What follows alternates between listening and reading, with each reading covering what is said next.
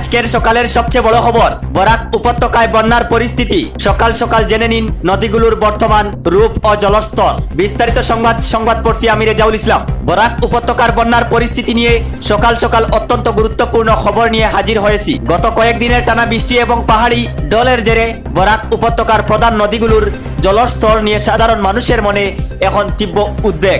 চলুন এক নজরে দেখা নেওয়া যাক বরাক উপত্যকার বর্তমান নদীগুলোর পরিস্থিতি কিরকম। আলগাপুর ও হাইলাকান্দির মানুষের জন্য সবচেয়ে বড় খবর হলো কাটাখাল নদীকে নিয়ে। মাটিজুড়ি কাটাখাল নদীর জলস্তর গত 24 থেকে 48 ঘন্টায় ক্রমাগত উঠানামা করছে।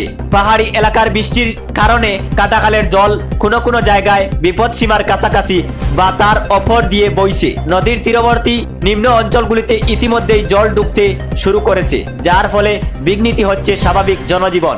বরাক নদীর বর্তমান পরিস্থিতি। শিলচরের অন্নপূর্ণা ঘাটে বরাক নদীর জলস্থলের ওপর কড়া নজর রাখা হচ্ছে।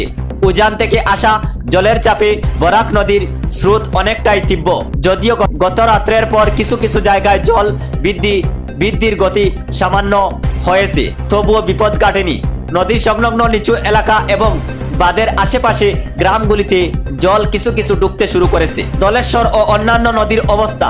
হাইলাকান্দির গাড়মুড়া অঞ্চলে দলেশ্বর নদীর জলের স্তর যথেষ্ট উঁচুতে অবস্থান করেছে।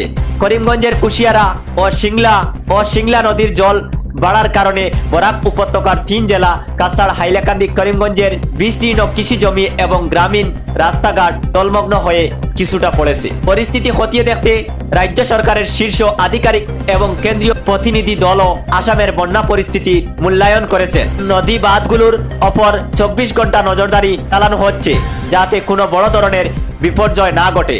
তবে অনেক জায়গায় নদী ভাঙ্গন এবং রাস্তাঘাটের ক্ষতি সাধারণ মানুষের কপালে চিন্তার বাজ ফেলেছে। আপনার এলাকার বর্তমান পরিস্থিতি কিরকম?